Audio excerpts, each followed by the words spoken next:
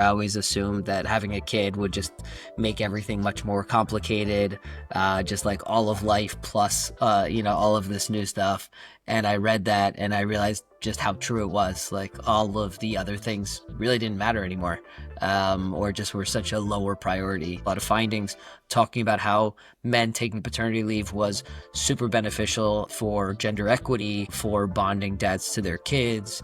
There was sort of a lot of research at this point. And I was sort of like eyes open right away. I was like, whoa, this is really interesting. Taking my paternity leave was the most feminist thing I'd ever done. Hey dads, welcome back to Dad Life Blueprint, where we dig into real dad stories, expert interviews, and everything it takes to fully show up as a modern father. Today's episode is a powerful one, especially for working dads out there, trying to balance ambition, family life, and father. I'm sitting down with Erez Levin, a longtime Google leader and paternity leave dadvocate. Erez didn't just take 12 weeks of paternity leave. He also documented his journey, and he made it his mission to normalize showing up as an engaged and present dad in the workplace. In this episode, we talk about how companies can better support dads and why leaving loudly at 4 p.m. matters more than you might think, and what it really takes to own your own fatherhood, both at home and also in the office. This is a conversation that so many dads out there need. And I promise you, you'll leave this episode with new inspiration and tools to lead your family and your career. Let's get into it.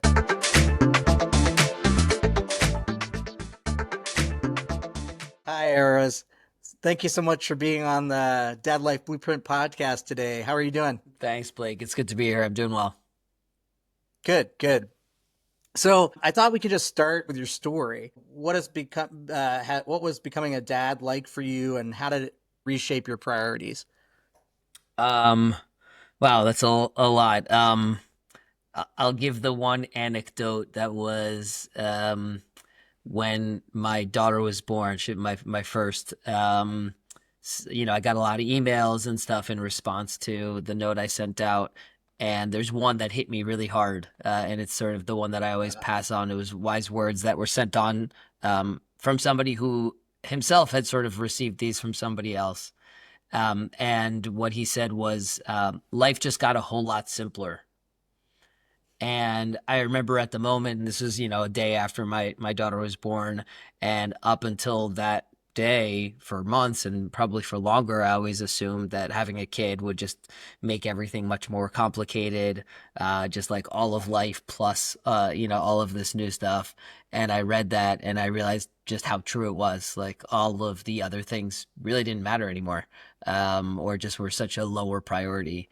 And sort of, being able to just focus on the, simplicity, these beautiful things, what was really a priority, which was, taking care of my daughter, my wife, just as our family, make sure that we thrived. So that was that sort of profound beginning of my life as a dad. And I saw that sort of materialize in various ways, throughout the early days and still to today. Wow, I love that. I do think that's the myth out there that it's so complex when you add kids in the mix. But you're right, there's a nice calming simplicity to just focusing in. It kind of forces you to focus, right? You got these little beings that need to take care of everything that they need. Like they were important beforehand, all of a sudden you're like, oh wait, those are just tiny little things in life, Yeah. and completely inconsequential relative to this. Yeah.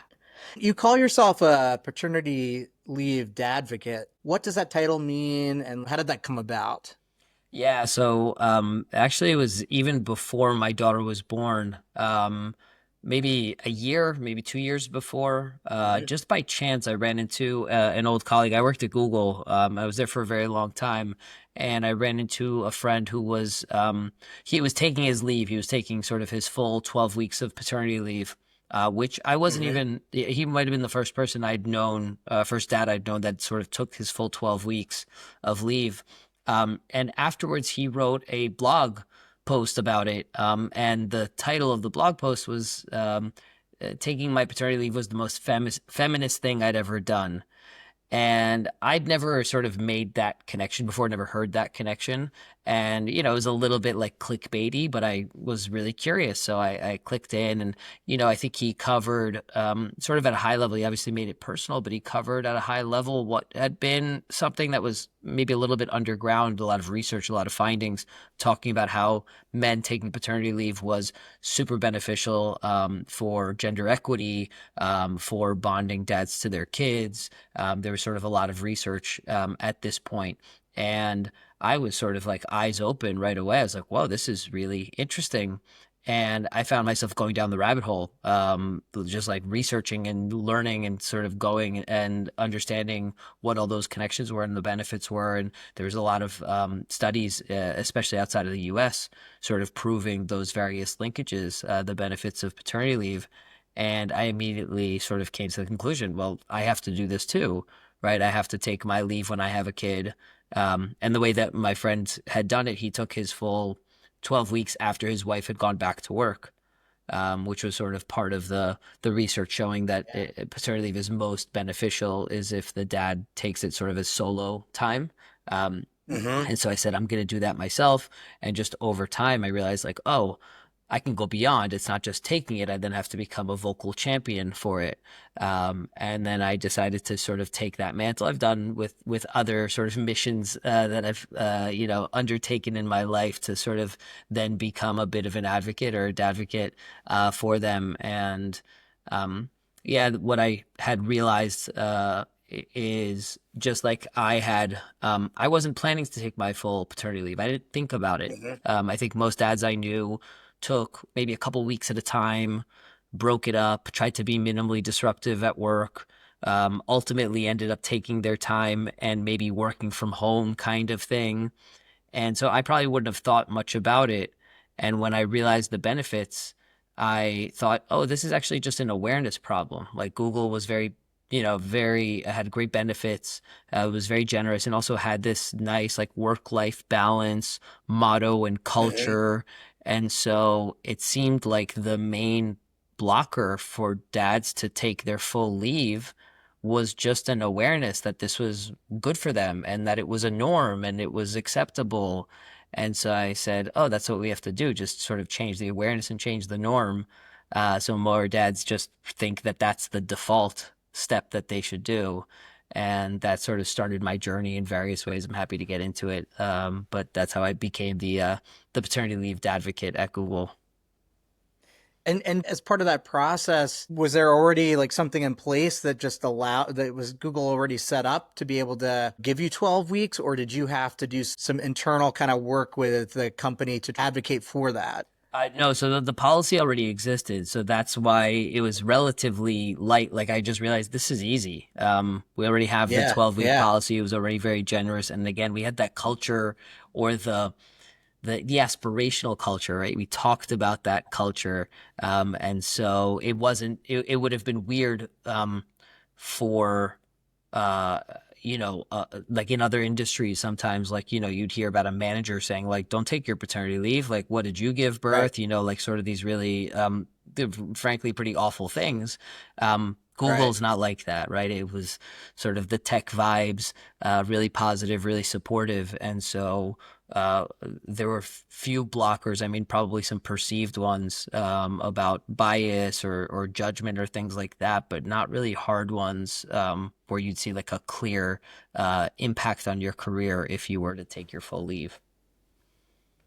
Yeah, that's great. That's just really amazing that Google has that in place, and um, more employers should should really have those kind of benefits. Right now, I'm working in a school, and even in a school that you would think would give 12 weeks to anybody, maternity or paternity leave. I think that I only technically get 2 weeks, and then I can make it 6 weeks by like taking some unpaid time.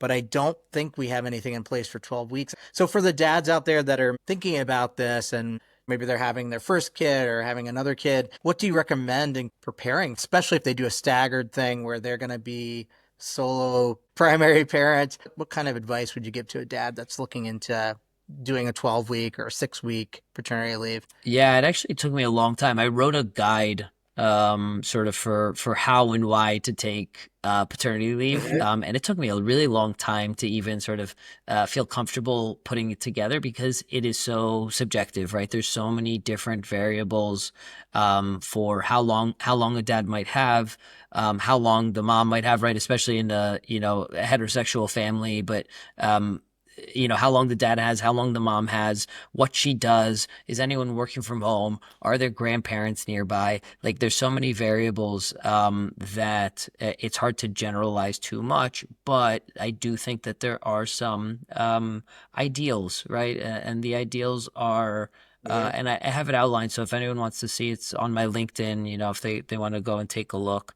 Yeah. Um, but the broad contours, I would say, of what is ideal, and especially for dads that have longer periods of time, doesn't have to be 12 weeks, but if they have 4 or especially 6 or 8 weeks, um, what I recommend is, take a couple of weeks to start, right? When the baby first Yeah. comes, it's a little bit of an all hands on deck. It's a really special time, but it's certainly a valuable time to be there to help your wife through sort of that transition. But if possible, saving some time, some amount of time, 4 weeks would be great. 2 weeks is even okay for the dad to take solo time, right? If your wife is going back to work, to go and take at least 2 weeks to be solo with your kid is just invaluable. It's a different experience. It forces you to be the, primary caretaker, the full caretaker in a way that when you take leave at the same time as your spouse, you don't necessarily have to be. And it's small little things that I think are the forcing function that, I could come up with a zillion examples and ones that I lived through myself, right? If my daughter was crying, I was having trouble consoling her and my wife was home, there's no doubt in my mind my wife would, and I would want to be like, I can't make her stop crying, and she'd be like, Yeah. I know what to do, and she would just take her, right? And so I would miss that opportunity to learn how to console my daughter. My daughter would miss out on an opportunity for me to soothe her, and those are bonding moments, and those are really important. And so for the mom to be away, for the dad to sort of learn and be comfortable, right? I know enough dads who took no paternity leave at all, and for years maybe of their kids' lives, like if the mom went away for business or for a weekend, that dad was quick to call his mom, his own mom, to come and help take care of the kid because he didn't feel fully equipped to do so. And so that forcing function of being the sole caretaker is, I think, invaluable. Yeah. You learn so much about like even the different types of cries that infants have can communicate a lot, but I think particularly dads often see it as just crying and they don't learn that nuance unless they're in that situation where they have the opportunity to learn it. And also not only is it bonding, it's also an opportunity for the child to see both parents as caregivers, and I think that's just so it's such a powerful thing. And I think it comes back around as kids get older, right? I mean, if they only have learned to rely on mom, then that's going to always be the default. And that's how some of these gender roles end up getting put into place in a lot of families because dads didn't ever create that bond early on, and the kids didn't learn either. It's that sort of like self-perpetuating cycle as well. So I've seen it, right? And then the mom is really good at Yeah. or really comfortable doing one thing. Just let's use the example because I've seen this as well. Giving a bath, right? Giving the kid the after dinner, the Yeah. choice is clean up. Somebody has to clean up and somebody has to give the kid a bath. And mom is more comfortable giving a kid a bath because they've done it a million times. And dad is a little bit nervous because it is a little bit nerve-wracking. And so dad, when he can choose between one or two things, he's like, well, washing dishes is zero stress and washing the baby is stressful for me. So, you know what, mom, you wash the baby and I'll do the dishes. And those are just missed opportunities for, again, bonding Yeah. and all the other things. Yeah, and I think, you're hitting on something with it. being oftentimes rooted in nervousness, the idea of failure. Obviously, you want to keep your child safe and that's top priority. But I think dads get too hung up on this idea that they don't know how to do something, and it's just easier to say, no, I'll take the easier option. But you're right; they're missing out on this really beautiful, powerful bonding opportunity and the opportunity to really learn through experience, right? I mean, and that's one of the things that at Dad Life Blueprint we're really trying to talk a lot about. It's not about perfection; it's about showing up. It's about improving, taking those baby steps. A lot of dads just don't they don't know how to get started, and so they kind of shut down, and then it just transfers the load over to moms because moms aren't they're just gonna do it no matter what, right? They learn, they figure they don't know necessarily either, but they figure it out and they learn it. And I think a lot of dads can learn from that mentality with parenting. Yeah, I remember actually it just made me think of, yeah, I mean, my daughter was 4.5 months old when my wife went back to work. I'd taken a few Mm-hmm. weeks up front, and then I sort of saved my full 12 weeks to take when she went back to work. And I remember audibly, like I can remember that first day, that first Monday when my wife went back to work, and I remember the door. I was in the bedroom with my daughter, and I remember the front door clicking closed, and my wife left, and it was like, oh shit, like this is it. Like Yeah. it's just me and you, and I've got 12 weeks that we're just gonna like, um, Yeah. and yeah, first week, the first 2 weeks were definitely difficult. It got easier from there, but, there were challenging times, but far many more rewarding ones. And certainly in hindsight, the benefits were, untold. Yeah. Yeah. I love that. You talk a lot about the idea of leaving loudly. Can you talk a little bit about that? What does that mean? And Yeah, somebody had sort of shared that term with me, and I tried to practice it, which was just at work. Again, I was very fortunate at Google, a very family-friendly environment. Work-life yeah. balance was sort of a priority for people to have, and generally pretty flexible in general. And so when I was leaving the office, which back then was at 5 o'clock or at 4:30. I would leave the office and I wouldn't try to like slink away. I think lots of dads would do that. I think even moms, right? Moms don't necessarily want to be, everyone to be reminded that they are in the office less. But what I tried to Yeah. do, and this is the idea of just creating some of that equity, but also showing like, no, I'm a dad. Like that is a very important role Yeah. for me, and dads in general should be leaning in. So it's like, I just made a point of saying goodbye to everyone, making sure that they knew I was going home. I wanted to spend some time with my daughter, feed her dinner, bathe her, and then, I'd be online later if I needed to be. So it's something I tried to model as much as I could. Yeah, I love that. I'm seeing a trend now. I am seeing more dads out there that are advocating for things like paternity leave, embracing the dad as part of their identity. And I know you have it on your LinkedIn, right? Dads can also embrace that and see that as a big part of their identity. It's not just what do you do for work? You're a parent too. So, yeah, is that why you chose to do that on your LinkedIn? Yeah, so yes, that's why I put it on there, but a long time Yeah, ago, and yeah, and just to sort of clarify on the point, like for me, a lot of this did stem from a desire for gender equity. Like it seemed like that is a yeah, net good yeah, for the world, right? This is even before I had a daughter, but it was just, one of those where I just assumed we'd be better off with more equity across genders, not as much. It's not even like always explicit discrimination, but you want to be able, there's a little bit equal opportunities across genders. But for dads that want to lead into paternity leave, their identity as dads, but not from a gender equity perspective, like that's okay too. I don't really yeah, care about the why as much, but it was because some are not as passionate about it, but being a dad is really important to them, yeah, and an important part of their identity.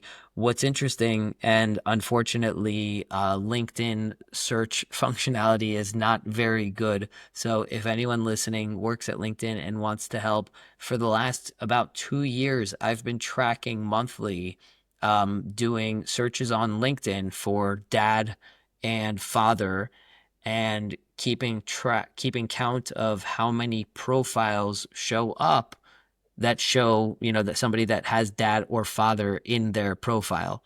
And what I was hoping to see when I started this was an upward trend that would say, show that more dads are wearing their dad identity on their professional sleeve, right? They're blurring that line, and they're not sort of saying, no, no, no, I am just this worker at work in my professional life, and I'm dad separately. They're sort of leaning into it, and I was hoping there would be this really positive upward trend line. Frankly, I don't believe the numbers that I see. Like, they're kind of up and down, and it's all over. And I think just LinkedIn search is not uh, meant for that. And so I do believe that it probably is showing, just based. It's a little bit anecdotally, but I see it more and more, and I suspect that the numbers would reveal that more men are sort of leaning into that and actually signaling it that way too.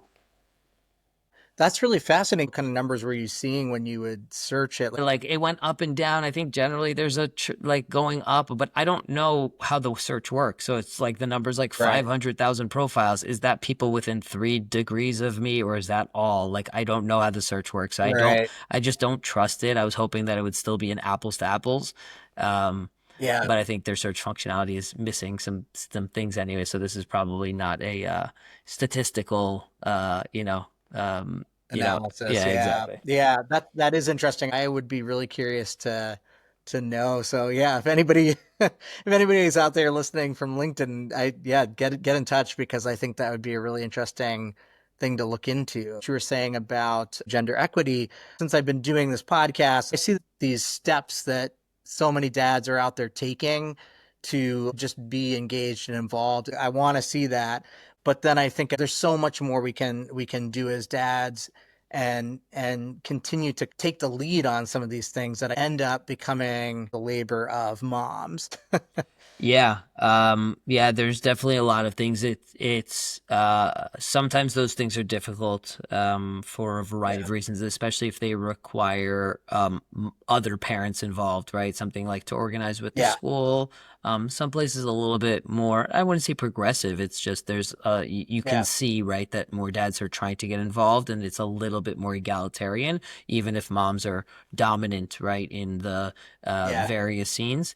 In terms of within the home, I've seen it. I have friends that run different companies, apps, tools, Yeah. coaching programs, things like that, to help create more gender equity in the home. My friend Ellie has an app called Persist, um, Yeah. that is meant to do just that. It's meant to help couples sort of identify where what that balance is.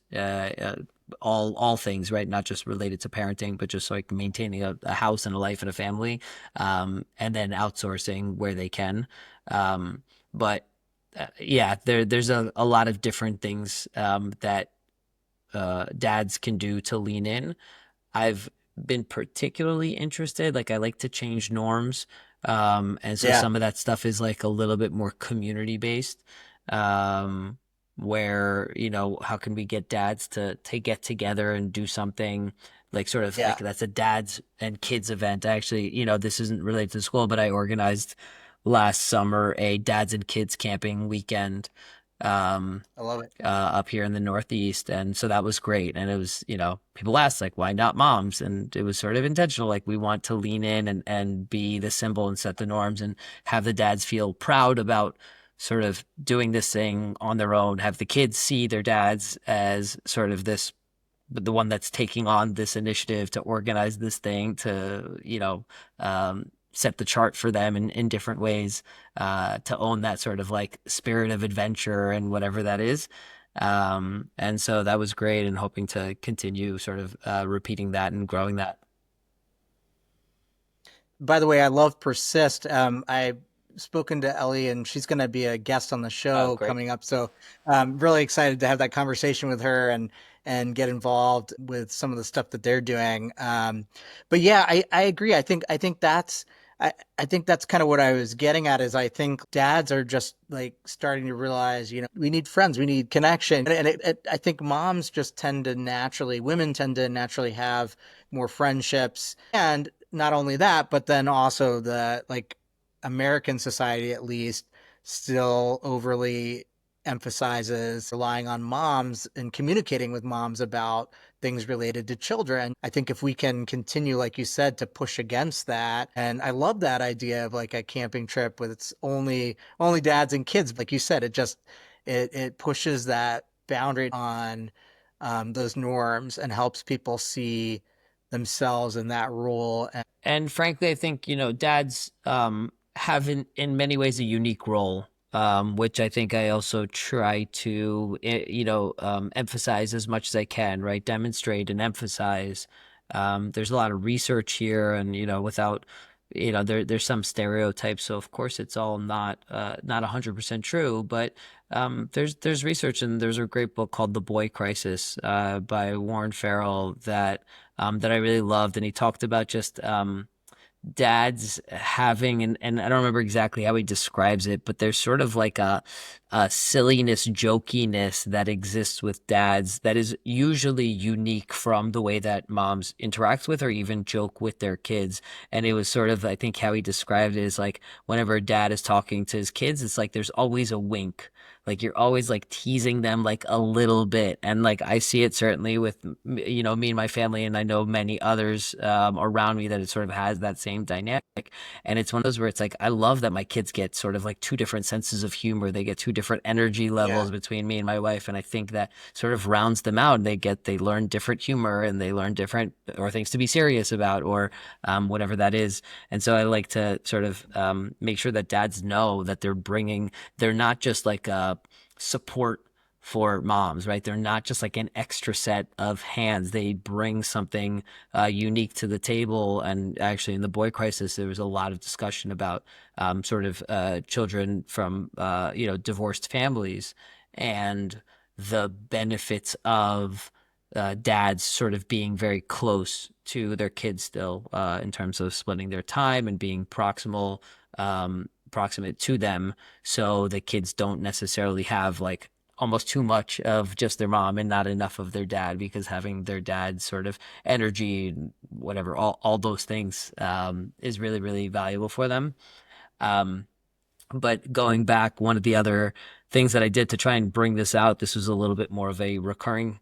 When I was still at Google, I created sort of two different organizations that I was part of. I created dads groups.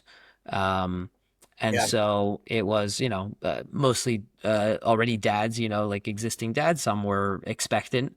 And it was just really casual chats, just like, hey, we're getting together. The only thing that sort of unites us in this context is the fact that we are dads, right? Because there's a zillion mom groups, which was Yeah. great, and many of them became parents groups, and so they were for everyone. But there were no dads only spaces, and just having that space where we could come together, and I usually prepare a couple of like random topics to discuss and ask the group and just get different feedback and get people talking about it, and which sports are your kids playing, and uh, any recipes that you like, and all these things, and just sort of get dads sometimes even subconsciously like leaning into their identity as dads, even if they weren't necessarily thinking about that regularly. I noticed a lot of couples haven't talked about, some of the things around parenthood and advocate for people to really have those conversations even before your child's born. And it's an ongoing thing. Right? And I think, again, dads aren't initiating conversations around something that's coming up with their kids. It defaults to the mom. So I think people just need to co-create some dialogue around these things, not let it default to the to one parent. No, no, especially just like I think it's okay for that to happen. It's Yeah. just sort of being aware of, conscious of it, making sure that it feels equitable. because even for a long time, I was working and my wife wasn't working for some not a long time for some period of time, and so naturally she ended up being with the kids and caring for the kids more. And Yeah. so it always felt equitable. I think mostly right, and there's no perfect here, but it generally felt equitable for us. But you know, we both didn't want it to get too far outside of, we didn't want to be living separate lives, and we didn't want the kids to Right. be entirely in her domain, and work and sort of earning a living was entirely in my domain. There was a temporary setup, but even then, there had to be some balance, and I wanted to be sort of still close with, involved with the kids, like not getting to that point where there was too much distance or just even imbalance. Yeah, yeah. I know you documented your whole paternity leave journey. Is that right? Yeah, yeah. So that was my, it was all started really gradually, right? Like I didn't have all these ideas at once, but I said like, okay, I'm gonna take my full leave, and I want to then talk about it. And I realized, oh, maybe I'll keep a blog, and so I wrote a weekly Yeah. blog for the 12 weeks. And that was great. That was super fun. It just made me a lot more like thoughtful and conscious about the time passing, and sort of thinking about the milestones and thinking about the lessons that I was learning on the day to day and sort of week by week, as my daughter was sort of like growing and progressing, and I was growing and progressing in all these ways. And so that was fun, and just sharing it out, and people really liked it. But it was just meant to, just create the norms, just get more people to think about it, and hopefully feel inspired. And it was meant to sort of be this like, yeah, it's hard, but super rewarding, well worth it. Like wouldn't trade it for the world. So yeah, that was a fun part of the beginning part of the journey. What are some of the big things that surprised you the most in that journey? Some of the discoveries you made about fatherhood or yourself or raising kids? Yeah, there's one sort of big one that I always think of. First, I think it was the second week, maybe it was the first week or the second week that I was with my daughter, and I must have missed like one of her cues that she was tired. And so Uh, she melted down, and I'm trying to console her in the room, and sort of holding her and everything else, and trying to get her to go down. And it hit me then, like I immediately, like I remember it very clearly. And the reason it hit me was because I had always pictured in my mind, I actually, like, since I was little, weirdly, I always like wanted a family. I always knew that sort of like I loved the idea of love and sort of having a happy, loving family and kids and things like that. But whenever I pictured the idea of baby bonding, right, like growing close and all these like happy memories, I was thinking of happy memories. I was thinking of like, rolling in a field with like sunshine and things like that. And what hit me in that moment, in like sort of the dark room, like my daughter crying, I realized like that's actually when the bonding was happening. It's not in these beautiful moments. It's actually in the really difficult ones when I'm trying to console my daughter. Like I am emotionally invested in her not being upset or hurt, and she is emotionally sort of becoming dependent on me for sort of soothing and emotional support. And I felt it. Like it was like truly like the bonding hit me. And I felt like more attached to her in that moment. And that was a new sort of revelation for me, which sometime later I only discovered. If you're probably familiar with Alison Gopnik, she talks about this a lot. Which the way that she sums it up is we don't care for others because we love them. We love others because we care for them. And it's this idea that like by caring for these, sometimes fragile and, like helpless individuals, we end up developing these bonds with them and for them. And so it was pretty powerful to sort of like experience that and understand that very viscerally on my own, and then see that like the research kind of backed that up. I love that. What would you say was the hardest part about those 12 weeks?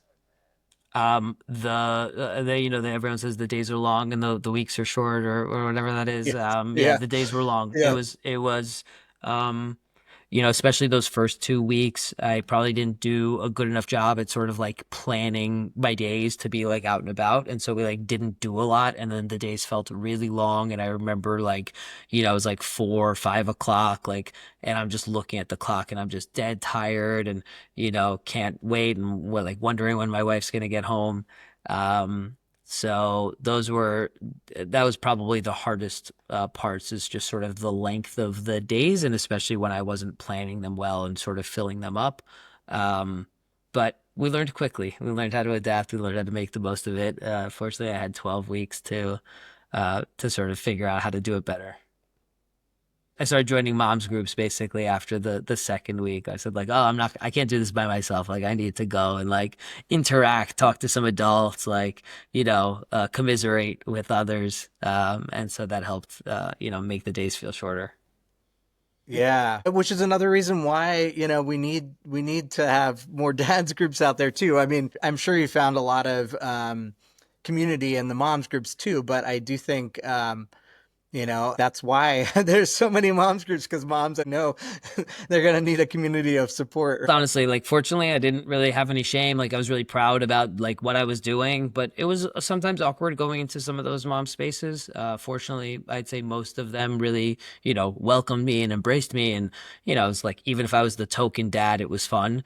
I did had different perspectives and moms were like happy to see that I was taking my leave and sort of for the right cause, in a sense. But I know other dads that sort of did not necessarily always feel welcome in various spaces. So I am hopeful that that has changed for the most part since. What do you think is the future of parental leave? Companies like Google that have it built in the United States, it's all across the board. Some places don't offer any. Some places still don't offer maternity leave, which is just wild. What do you think?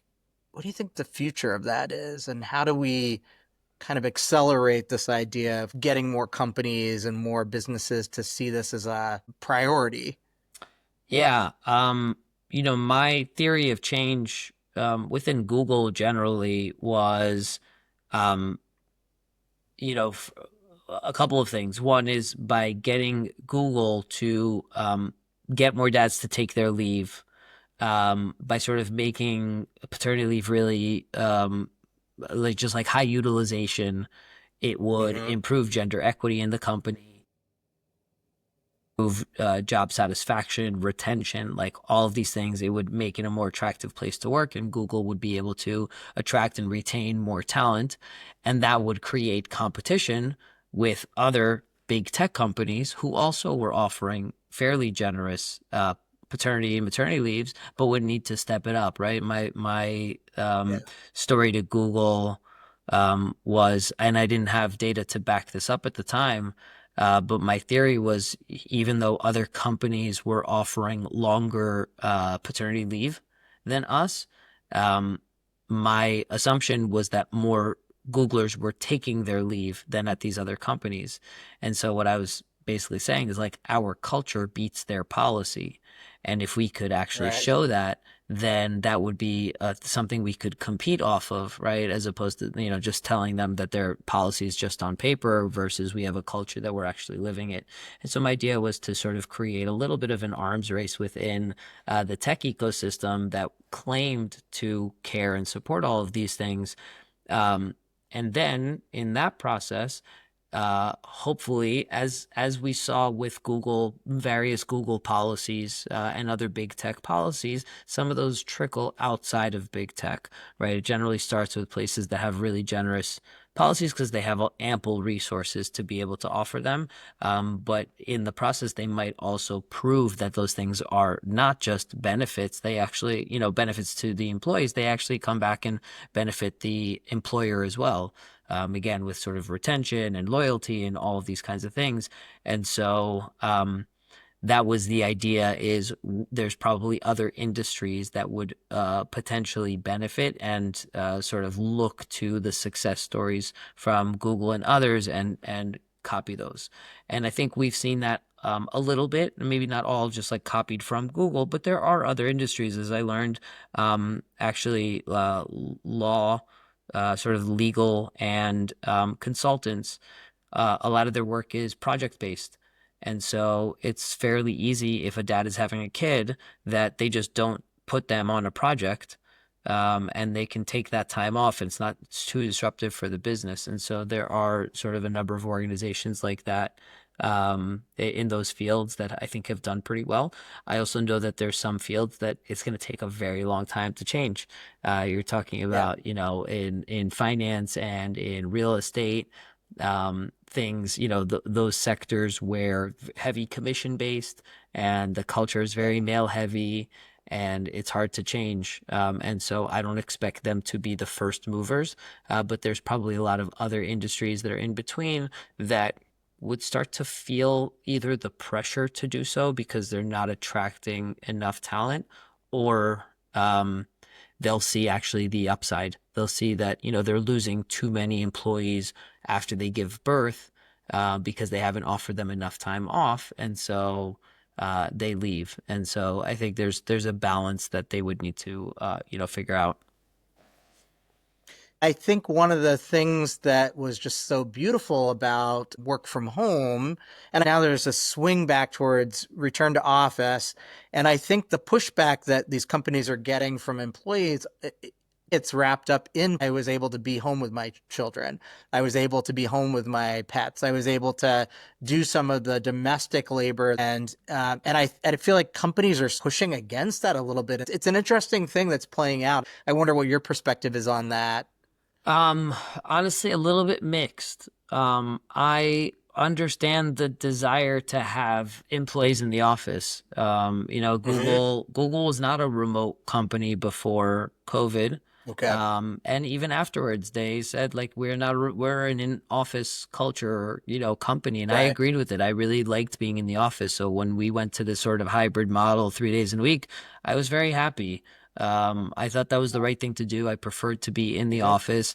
Again, and I think Google was right. I liked the way that they approached it. It was about flexibility. So Right. I was fortunate to sort of be in a role where I could get into the office a little bit later. I could leave a little bit earlier. And so I wasn't necessarily missing a lot of time with my kids. There was definitely some inconveniences, with childcare and things like that that needed to be figured out, and pickups and drop-offs and things like that. But I didn't have to like miss a lot of time with my kids in order to be in the office. And so, but I also understand that that's not every business, that's not every role. You're in global roles that you have to be talking to, Yeah. different time zones.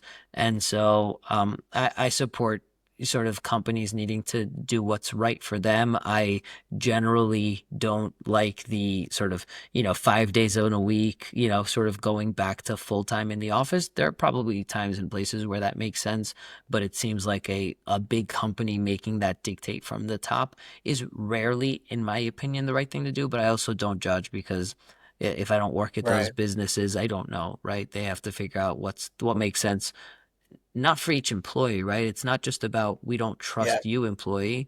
It's we don't think the company gets the most out of you being an employee here if you're not in the office, sort of sharing, learning, growing.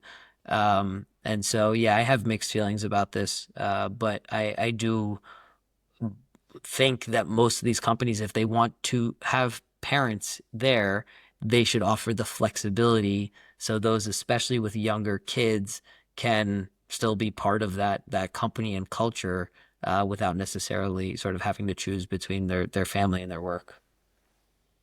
There's advantages with people being in the same shared space, right? Like there's a different energy than the digital world. There's different kinds of creativity that can happen and different innovation that can happen versus over a Zoom call where people can literally turn off their screen. There's so many economic pieces of it. Bigger companies have better paying jobs, right? Especially tech. And a company deciding that now everybody has to return to office or you can leave your position also impacts families in a way too, right? Because you're having to uproot your family for that role, move to a different city, different schools. I've worked mostly in nonprofit roles, and nonprofits are in some ways the worst at supporting families, even though a lot of nonprofits are working with families for their employees. There isn't often 12-week paternity leave. Yeah, no, I definitely I think of it just like the economic models and just like figuring out what's the right incentive. So it's like if a company wants to Yeah. have the biggest talent pool they can have, right, while still maintaining, right? The biggest talent pool would mean hire anyone from anywhere and have them work remote, but some companies really want to be sort of Yeah. co-located and that makes sense. But if you need as much talent as you can and you need more sort of experienced talent, likely parents, um and parents of sort of all ages, then having some sort of flexibility makes sense. And so thinking about, and again, how much are you paying them? I think you made an important point. I think it's Hmm. I don't want to say it's yeah, it's probably it's reasonable, right? Like there's companies they pay a lot of Right. money and for them to expect that like, hey, you're going to be working longer hours or in the office more. I don't think that's Yeah. entirely unreasonable. But yeah, just sort of having some of that flexibility that doesn't make anyone less committed to the job, especially if sort of in their kids' younger years they want to spend enough time with them and be able to just support them. I think that's a good way to look at it. Flexibility is really what we need more of, right, in the in the world. But like to add to that, when my wife went back to work, it was tough for her. She really she did like her job when my with my daughter, but she missed her, right? And she wanted to be spending time with her, and she felt a little bit guilty that she wasn't with her. And obviously, she was still like breastfeeding and at work, and so none of that was Yeah. like ideal in any way. And I tried to tell her, and that was just my perspective. Like I felt so blessed because we had good jobs that we liked, like good, well-paying jobs, and we still got to spend basically 2 hours every morning and 2 hours every evening with our daughter. Like before Yeah. before work, like she got up at 7. We didn't have to like rush out the door. We could like leave at 9 when the nanny came. We were both home by 5 o'clock when the nanny was there. We got to feed her dinner, and so. I just felt like really lucky because I knew plenty of, parents that got to spend barely any of that time with their kids during the week. And so I felt like we were, ahead of the pack. And still to this day, like, very grateful for having that flexibility and to be able to spend that time. Yeah. Yeah. I love it. What are some other ways dads can just support each other in workplaces? Yeah, I think just sort of leaning into your identity as a dad, just Yeah. making that sort of one of those things for yourself. It will show externally, if you live it internally. But it's something important. If you really care about gender equity, there's plenty of other opportunities to sort of like make sure you're living that more visibly in the workplace and such. So it's not like moms always feel that. I certainly, everyone's asking what you did over the weekend. Everyone has, asking what your plans are. Like, emphasize that. Call out what you're doing Yeah. with your kids, what you're doing as a dad. And so just sort of normalizing this idea that dads don't hide that part of their identity at work. If you have like one piece of advice that you'd want to give to dads out there, what would that piece of advice be? Um, yeah, so I think sort of reflecting a lot of what we discussed, it's sort of lean into your dad identity. You're not second fiddle, to mom. You're equally important, to your child's life. And so lean into that. That is probably the best thing that you can do for yourself, for your relationship with your partner, as well as for your kid. And so I think we'll all be better off as more dads sort of become active, engaged dads. Awesome. Well, this has been such an awesome conversation, Erez.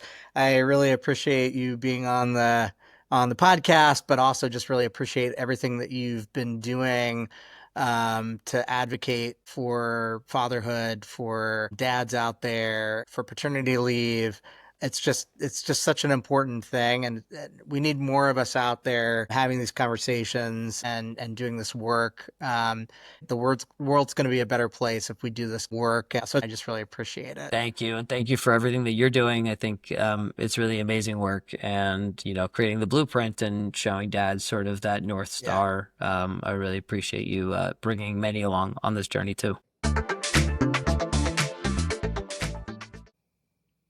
Dads, a huge thank you to Erez for showing us what it's like to own fatherhood and to lead with heart both at work and at home. If you're a dad navigating paternity leave, career shifts, or just trying to be more present, this conversation is your blueprint. If something Erez said stuck with you, drop it in the comments. Like this episode, and don't forget to subscribe to the channel for more expert interviews and real-life dad tools for modern dads. And remember, being a great dad isn't about perfection. It's about showing up with intention and being present. Thanks for joining us. Catch you on the next one.